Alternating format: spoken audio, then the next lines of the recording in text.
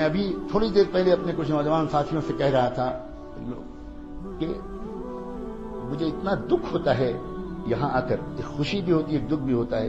میں دنیا میں بہت جگہ جاتا ہوں، بہت زیادہ میری قسمت میں دنیا بھر میں، ملک بھر میں گھومنا لکھا ہے ابھی تک. تو اس کے باوجود میں یہ بات دیکھتا ہوں کہ جو ایمانی صلاحیت، جو روحانی استعداد اے کشمیر کے نوجوانوں تمہارے اندر ہے، وہ بہت کم جگہ دیکھنے کو ملتی ہے.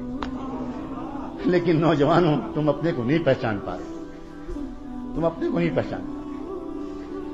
دنیا تمہارے پوٹینشیل کو پہچانتی ہے، اسی وجہ سے تم پر بہت زیادہ محنت کرتی ہے، تم پر للچائی ہوئی نگاہ ڈالتی ہے. دنیا جانتی ہے اس بات کو کہ اگر یہاں کے نوجوانوں نے اپنے کو پہچان لیا تو ہزاروں کلومیٹر دور تک یہ انقلاب لے آئیں.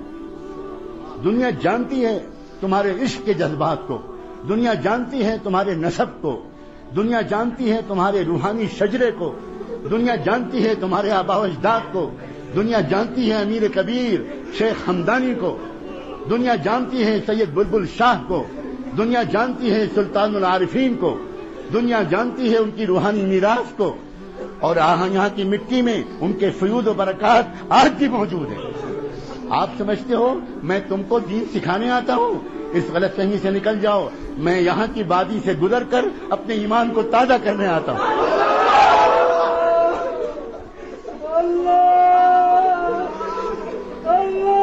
اپنے آپ تو پہچانو نوجوانوں.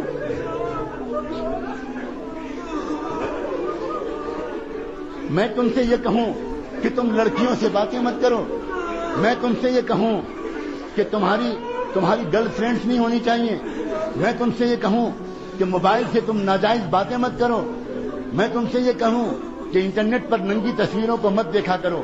اگر میں یہ کہوں تو میری زبان کو پکڑ لینے کا تم کو حق ہے. تم کہنا کہ حضرت آپ کہاں بات کر رہے ہیں؟ آپ ایودھیا اور کاشی اور متھرا میں بات کر رہے ہیں یا آپ وادی مقدس میں بات کر رہے ہیں؟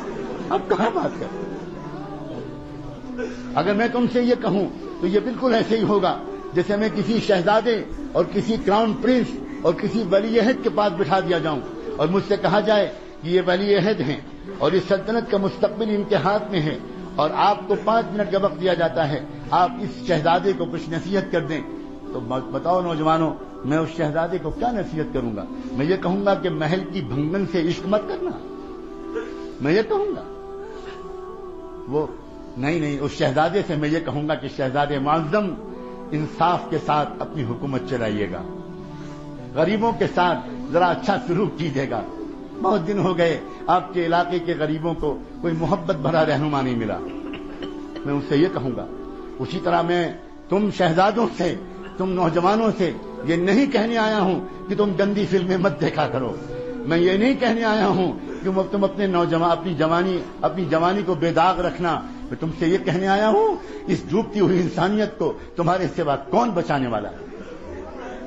تم نے کلمہ پڑھا ہے محمد الرسول اللہ، تمہارے لیے تڑپے تھے محمد الرسول اللہ، تمہارے لیے انہوں نے اپنے پیٹوں پر پتھر باندھے تھے، تمہارے لیے ان کے نواسے بھوکے رہے تھے، تمہارے لیے ان کے گھر میں 2 مہینے چولہا نہیں جلتا تھا.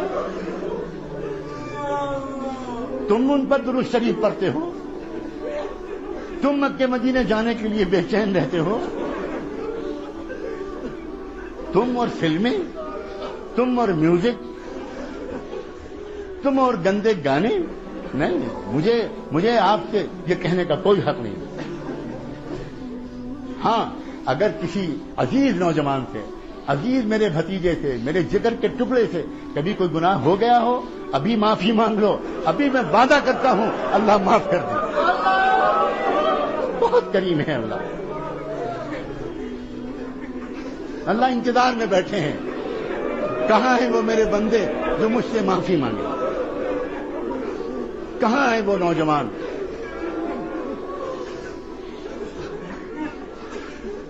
بہت کریم ہے اللہ، بہت رحیم ہے اللہ. نوجوانوں، اپنے اوپر تو رحم کھاؤ، دنیا پر بھی رحم کھاؤ. دنیا انتظار میں ہے، واللہ دنیا پاک دامن نوجوانوں کے انتظار میں ہے. انتظار میں تنگ آ گئی ہے دنیا. تنگ آ گئی ہے ناچتے ناچتے گانے گاتے گاتے، سکون نہیں مل رہا ہے. یہ کبھی اس نے شروعات کی تو اس نے اسموکنگ سے شروعات کی کہ چلو سگریٹ پیئیں گے کچھ دیر کے لیے سکون ملے گا، اس سے بھی نہیں ملا. تو اس نے سگار نکالا، چلو سگار پیئیں گے وہ ذرا دیر تک چلے گا، اس سے سکون ملے گا، اس سے بھی کام نہیں چلا. چلو پھر کچھ شراب پیئیں گے، کچھ ڈرنکنگ کریں گے، تھوڑی دیر کے لیے سکون ملے گا، وہ بھی خوب پی کے دیکھ لی، اس سے بھی سکون نہیں ملا. اس نے پھر ڈرگس کا تجربہ کیا کہ لاؤ ڈرگس کی طرف جائیں، شاید اس سے کچھ سکون ملے. لیکن سکون ان چیزوں میں نہیں ہے نوجوانوں. سکون تو تقوی میں ہے، سکون تو پاک دامنی میں ہے. سکون گناہ کرنے میں نہیں ہے، سکون گناہوں سے اپنے کو روک لینے. عجیب بات ہے یہ ذرا سی بات اگر سمجھ میں آ جائے نا تو پوری زندگی کا رخ ٹھیک ہو جائے.